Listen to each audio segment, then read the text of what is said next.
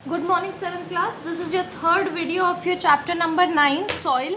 अभी तक हम सॉइल के होराइजन्स के बारे में पढ़ चुके हैं, उसके डिफरेंट फंक्शंस के बारे में पढ़ चुके हैं, प्रॉपर्टीज़ के बारे में पढ़ चुके हैं। ठीक है, अब हम पढ़ेंगे सॉइल की प्रॉपर्टीज़ आगे पढ़ेंगे। ठीक है, अभी तक हमने प्रॉपर्टीज़ ऑफ सॉइल कैसे पढ़ी थी हमने? सॉइल का टेक्सचर कैसा होता है, स्ट्रक्चर कैसा होता है, पोरोसिटी कैसी होती है, कलर कैसा होता है। अब पढ़ेंगे कि soil exhibits different type of properties. अब सॉइल के अंदर जो डिफरेंट टाइप की प्रॉपर्टीज़ है उसके बारे में हम लोग पढ़ेंगे। फर्स्ट है पर्क्यूलेशन रेट ऑफ सॉइल। अब पर्क्यूलेशन रेट ऑफ सॉइल क्या होता है ये हम जानेंगे। ठीक है, percolation the property of the soil by विच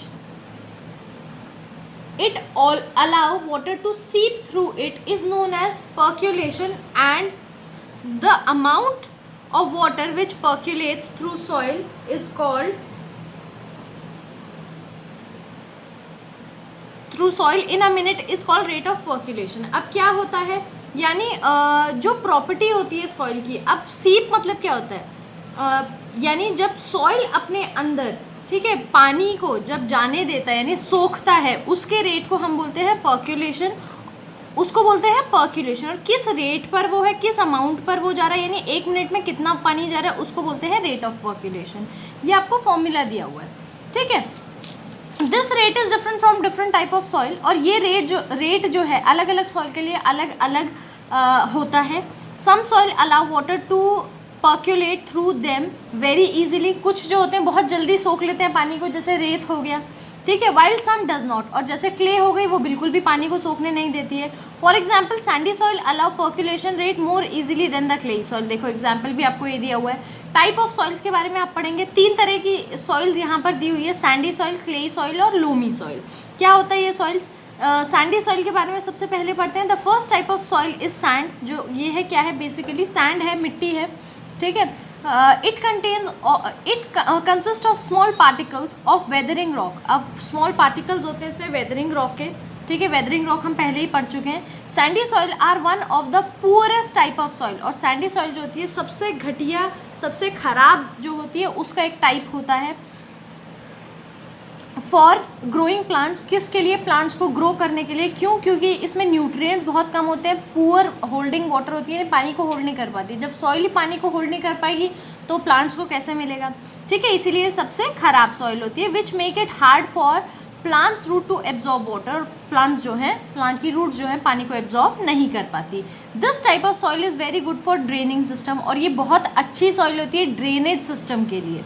ठीक है, sandy soil is usually form by breakdown और fragmentation of the rock like granite, limestone and quartz, यानी इनके ब्रेकडाउन से ये बनी है। ठीक है, क्ले सॉइल के बारे में पढ़ते हैं। Clay is the smallest particle among the other 2 type of soil. Clay जो है स्मॉलेस्ट पार्टिकल्स होते हैं क्ले के अंदर, इन तीनों में से।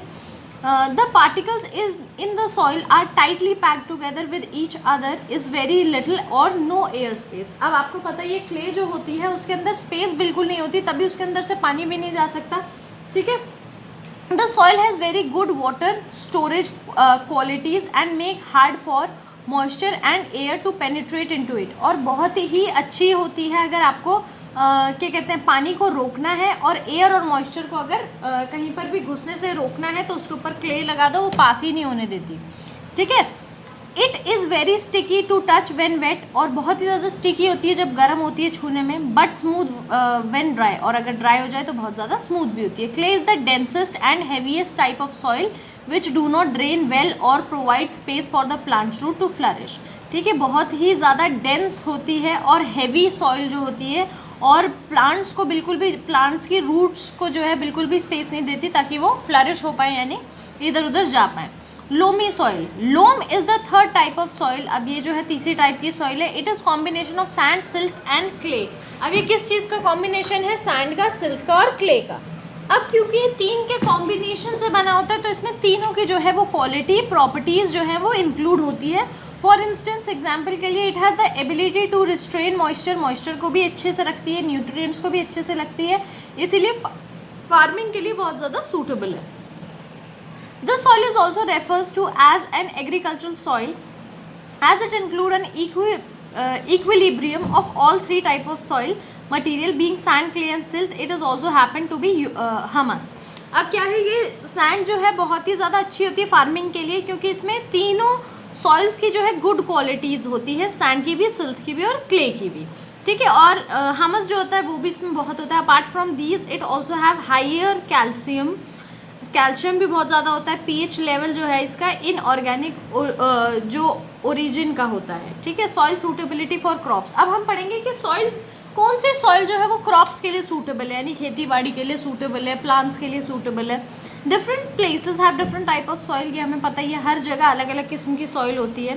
The type of soil and the clay factors of the plant determine the plant that can grow well there and hence the kind of crop that can be best growing in the region.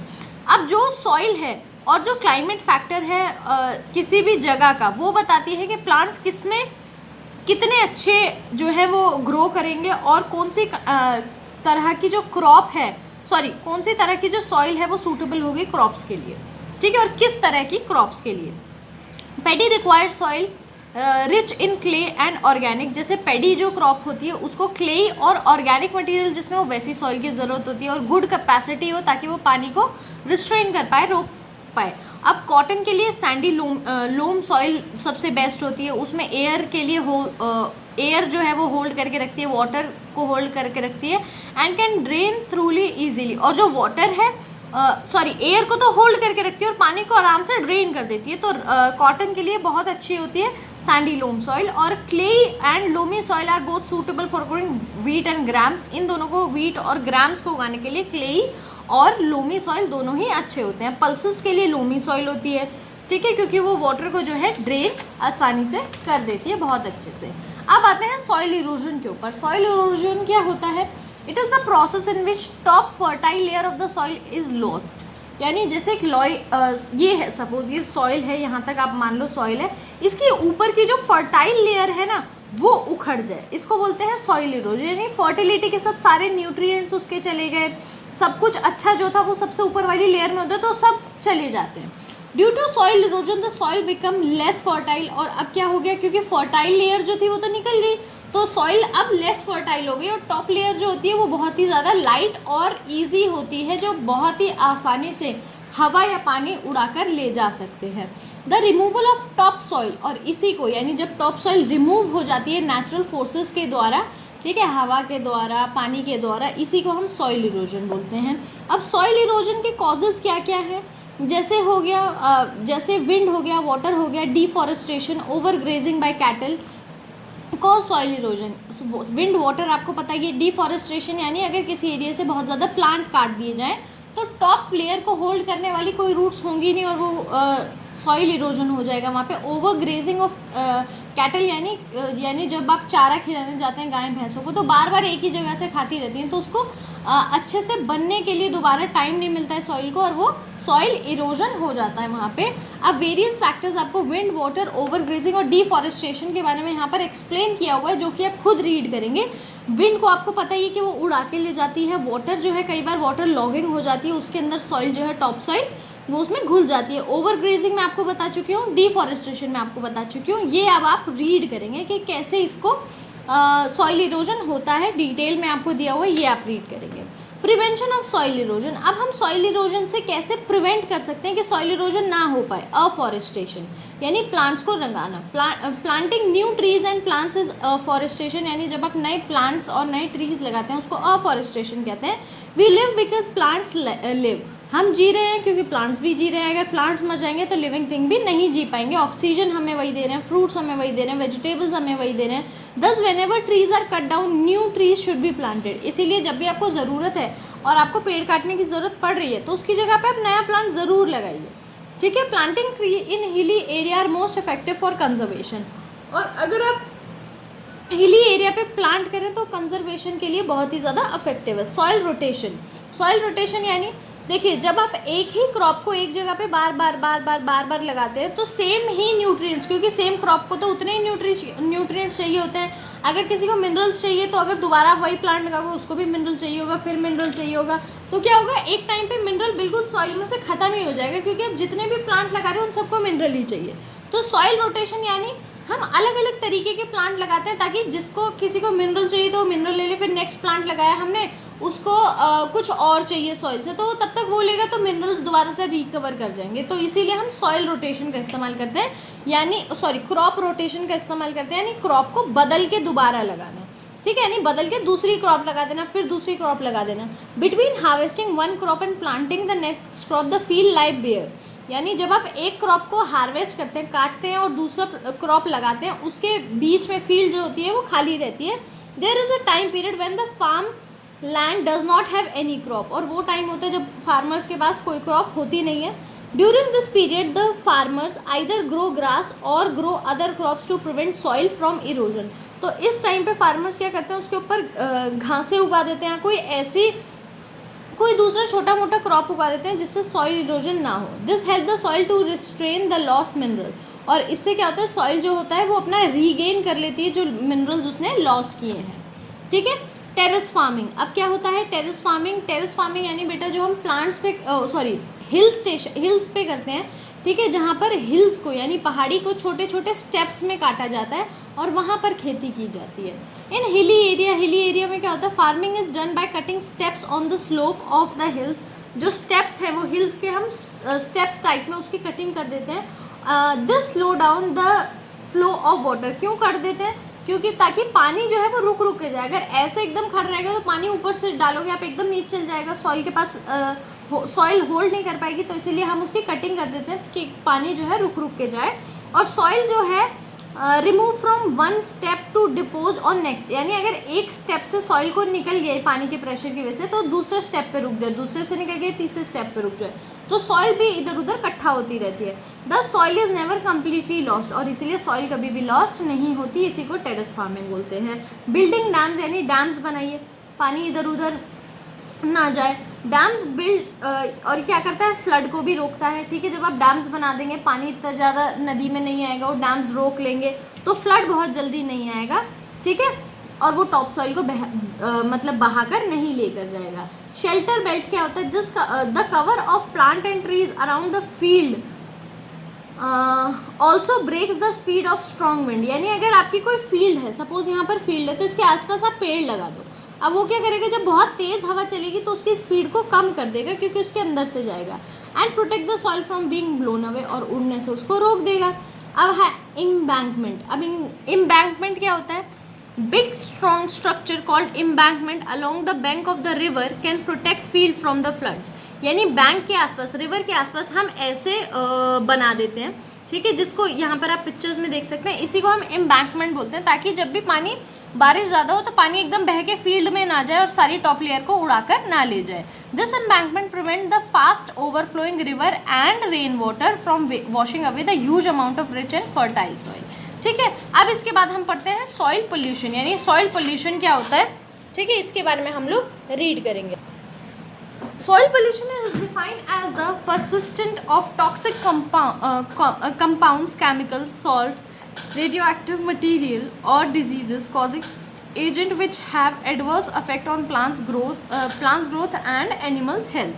क्या होता है बेटा pollution, एक ऐसा मतलब जिसमें हवा में टॉक्सिक, हवा में मतलब सॉइल में ऐसे टॉक्सिक कंपोनेंट्स आ जाते हैं, केमिकल्स आ जाते हैं, सॉल्ट्स आ जाता है, रेडियो एक्टिव मटेरियल आ जाते हैं, जो प्लांट्स की ग्रोथ को तो अफेक्ट करते ही करते हैं, एनिमल्स की हेल्थ को भी अफेक्ट करते हैं, ठीक है। अब कॉजेज़ क्या है, सबसे पहला है एग्रीकल्चर, सॉइल पोल्यूशन का कॉज है the use of chemicals as a part of agriculture is at record level, whether it's to increase the production of the crop और restrict the growth of harmful fungi, chemicals such as herbicides and pesticides are the integral part of the agriculture process। यानी आजकल क्या हो रहा है agriculture में, chemicals का इस्तेमाल बहुत हो रहा है, चाहे वो क्रॉप्स के प्रोडक्शन को इंक्रीज़ करना हो या फिर जो भी उसमें कीटाणु लग जाते हैं, कीड़े लग जाते हैं, फंगी लग जाती है, उनको रोकना हो, केमिकल्स का इस्तेमाल हम हर जगह करते हैं। The chemical a well intended as they are not natural produced and cannot be broken down into the nature, as a result they end up seeping into the ground, striping away the soil's fertility and harming the ecosystem।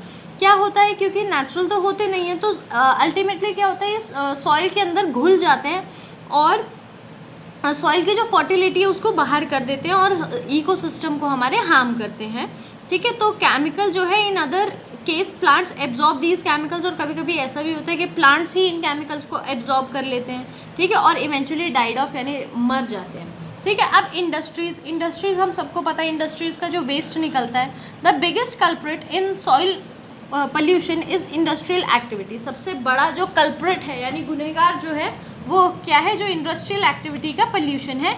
Even as a law are passed and precautions are taken, mining and manufacturing continues to be the major cause of soil pollution। यानी बहुत सारे law पास हो चुके हैं, बहुत सारे precautions लिए जाते हैं, तभी भी सॉइल पोल्यूशन का मेन जो हमारा जो सबसे ज़्यादा सॉइल पोल्यूशन करता है वो क्या है, हमारा माइनिंग और मैन्युफैक्चरिंग जो हो रही है उससे, ठीक है। तो इंडस्ट्रियल वेस्ट जो होता है वो क्या है, whether as a part of job, improper disposal due to accidents, wreak havoc on the soil. तो ये सब चाहे वो जॉब का पार्ट हो यानी इम्प्रॉपर डिस्पोजल हो, यानी जो गंद फेंक देते हैं, आपने देखा होगा ना कई बार इंडस्ट्रीज से निकल के उसमें ग्राउंड में जा रहा होता है या फिर एक्सीडेंट हो जाता है कभी कभार, तो ये सब इंडस्ट्रीज जो है पोल्यूशन करती हैं। ह्यूमन वेस्ट, अब ह्यूमन का जो वेस्ट होता है सबको पता है, हम सॉइल में ऐसा पॉलीथीन वगैरह डालते हैं, टॉक्सिक डालते हैं, जो केमिकल्स डालते हैं, जो क्या है सॉइल हमारी एब्जॉर्ब नहीं कर पाती, और क्या होता है सॉइल वहाँ की फर्टाइल नहीं फर्टिलिटी जो है लूज़ करने लग जाती है, ठीक है। अब आते हैं डिफॉरेस्टेशन पे, यानी जो पेड़ नहीं लगाए जाते तो क्या होता है, deforestation has indirect effect on the soil pollution. Indirect effect होता है, ट्रीज जो है वो कट डाउन अगर हो जाए तो सॉइल एक्सपोज हो जाती है, यानी सन में डायरेक्ट आने लगती है और ईजीली सॉइल इरोजन उसमें हो जाता है, और सॉइल जो है taken away and land is left unable, क्या होता है उड़ सकती है, पानी से बह सकती है, और लेफ्ट जो लैंड है वो अकेली रह जाती है और वेजिटेशन के लिए उसमें कुछ नहीं बचता क्योंकि मिनरल्स वगैरह सब उड़ जाते हैं, ठीक है। एसिड रेन, आपने सुना होगा ना, जो पहली बारिश होती है उसमें आपके मम्मी पापा आपको नहाने नहीं देते, क्यों, क्योंकि उसमें बहुत सारे एसिड्स होते हैं, यानी इन्वायरमेंट के जो भी केमिकल्स होते हैं, जो भी आपकी एयर में केमिकल्स होते हैं वो सब पहली रेन के साथ नीचे बह जाते हैं, तो इसीलिए फर्स्ट रेन में नहीं नहाना चाहिए, उसको हम इसीलिए क्या बोलते हैं, एसिड रेन बोलते हैं, ठीक है। Acids rain occur when pollutant in the air such as sulphur dioxide, nitrogen oxide mix with the rain. क्या होता है एसिड रेन कब बोलते हैं, जब पॉल्यूटेंट जो होते हैं एयर में, जैसे सल्फर डाइऑक्साइड, नाइट्रोजन जो है वो रेन के साथ मिल जाए। It has been proven to negative impact soil by dissolving important nutrients and even change the soil structure, ठीक है। और इसका नेगेटिवली इफेक्ट भी सॉइल पे पड़ता है, इसमें अगर हम न्यूट्रिएंट्स मिला दें या फिर सॉइल का स्ट्रक्चर चेंज कर दें, ठीक है। मगर जो फर्स्ट रेन होती है इसीलिए आपको उसमें नहाने नहीं दिया जाता क्योंकि वो एसिड रेन होती है, सारे एसिड सारी गंदगी जो इन्वायरमेंट की होती है फर्स्ट रेन के साथ नीचे गिरती है। इफेक्ट ऑफ सॉइल पोल्यूशन, अब इफेक्ट्स क्या होते हैं सॉइल पोल्यूशन के, ठीक है। सॉइल से अगर सॉइल पोल्यूशन हो गया तो क्या इफेक्ट है उसका, ठीक है, बहुत सारे होते हैं। जैसे सॉइल जो है most drastic impact is that life on the earth में बिकम अनस्टेबल, लाइफ जो है अनस्टेबल हो जाती है, प्लांट्स ग्रो नहीं कर पाते, एनिमल और ह्यूमन जो है उनकी लाइफ ख़त्म हो सकती है क्योंकि वो सब प्लांट्स पे डिपेंडेंट है, और प्लांट्स ही अगर नहीं रहेंगे तो कोई भी एनिमल और ह्यूमन बीइंग नहीं रह पाएगा, और इवेंचुअल डेथ के साथ साथ सॉइल जो है वो बहुत सारे कॉन्सिक्वेंसेस भी उसमें होते हैं। क्या, development of human disease such as contact with polluted soil और वाटर, यानी ह्यूमन डिजीजेस कई सारी हो जाती हैं, आपको पता है ना, केमिकल्स खाने से ये हो जाता है वो हो जाता है, आपको बोला जाता है कलर दाल मत लाओ, कलर ये मत लाओ, क्योंकि वो उन सब में केमिकल होता है। क्लाइमेट जो होती है वो चेंज हो जाती है, ठीक है, और सॉइल फर्टिलिटी जो होती है वो ख़त्म हो जाती है, ठीक है, फर्टिलिटी ख़त्म हो जाती है, न्यूट्रिएंट्स कम हो जाते हैं। अब इसको प्रिवेंट कैसे किया जा सकता है, लॉ और रेगुलेशन जो है वो हमें सही से बनाने चाहिए और उनसे एडिशनल स्टेप्स लेने चाहिए ताकि हम सॉइल पोल्यूशन को रोक सकें। अब है एड्रेस फार्मिंग प्रैक्टिसेस, यानी फार्मिंग प्रैक्टिसेस को एड्रेस करना। The effect of pesticides and other chemical for farming purpose is well documented. What the less discussed is the impact of overcropping and overgrazing, यानी pesticides तो हम पहले ही देख चुके हैं कि पेस्टिसाइड से केमिकल्स होते हैं, सॉइल ख़राब होती है, मगर क्या हम नहीं देख पा रहे कि ओवर क्रॉपिंग यानी ज़्यादा क्रॉप्स उगाने से, उसमें बीच में टाइम नहीं देने से या ओवर ग्रेजिंग करवाने से भी सॉइल जो है वो ख़राब होती है। तो इन सारी सिचुएशंस को हमें अवॉइड करना चाहिए। रिसाइकल पे आते हैं। Old adage remains true, recycle, reduce, reuse, recycle, reduce and reuse, develop the habit of using paper, plastic, aluminium, glass products. इनका क्या करना चाहिए, हमें रीयूज़ करना चाहिए, एक बार यूज़ करके फेंक नहीं देना चाहिए। Reduce the use of product that are not reusable, recyclable. और अगर कोई प्रोडक्ट ऐसा है जिसको रिसाइकल नहीं किया जा सकता तो वो प्रोडक्ट हमें अवॉइड करना चाहिए, इस्तेमाल नहीं करना चाहिए। ठीक है। लिमिट पेस्टिसाइड्स, यानी पेस्टिसाइड्स को आप लिमिट कर दो, पेस्टिसाइड्स इतने मत डालो, कम से कम डालो। ठीक है, कम से कम में इस्तेमाल करो ताकि इन्वायरमेंट में कोई भी अफेक्ट ना हो। रीफॉरेस्टेशन यानी regulations against cutting down the trees are great. ठीक है, रेगुलेशंस जो है उसके कटिंग डाउन के अगेंस्ट बहुत सारी हैं, सो हमें रीफॉरेस्टेशन करना चाहिए। ठीक है, यानी दोबारा से ट्रीज उगाने चाहिए, प्लांट करने चाहिए अगर आपने कहीं से कटिंग आपको करनी पड़ रही है तो। ठीक है बेटा, इसी के साथ हमारा जो चैप्टर है यहीं पर फिनिश होता है।